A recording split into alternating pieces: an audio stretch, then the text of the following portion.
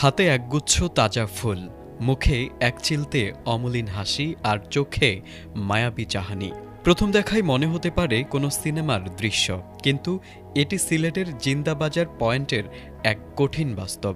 ব্যস্ত শহরের চকচকে আলোর ভিড়ে ফুল বিক্রি করা এই ছোট্ট শিশুটির নাম ফাইজা আক্তার মাইশা। সম্প্রতি সামাজিক যোগাযোগ মাধ্যমে মাইশার একটি ভিডিও ভাইরাল হয়, যেখানে তার স্নিগ্ধ রূপ দেখে নেটিজেনরা মন্তব্য করেছেন, বিক্রেতা নিজেও জানে না যে সে নিজেও একটি ফুটন্ত ফুল। এই মায়াবী হাসির আড়ালে লুকিয়ে আছে এক বিষাদময় জীবনযুদ্ধ। মাত্র ৪ বছর আগে মাইশা তার মাকে হারায়। মা মারা যাওয়ার পর বাবা অন্যত্র বিয়ে করে সংসার শুরু করলে দিশেহারা হয়ে পড়ে শিশুটি।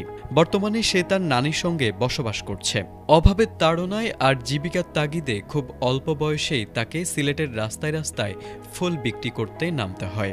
তার শৈশব থমকে গিয়েছিল জীবন সংগ্রামের নিষ্ঠুর বাস্তবতায়।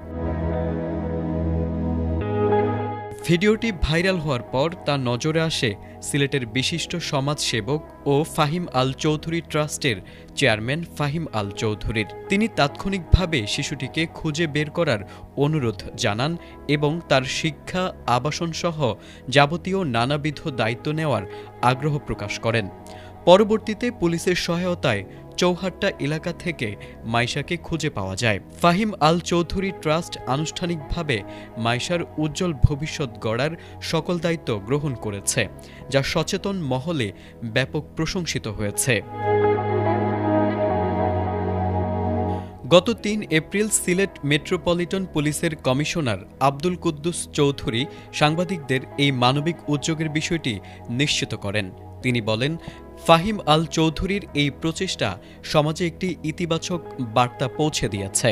তিনি আরও উল্লেখ করেন, মাইশার মতো অসংখ্য পথশিশু সুযোগের অভাবে অন্ধকারে হারিয়ে যাচ্ছে।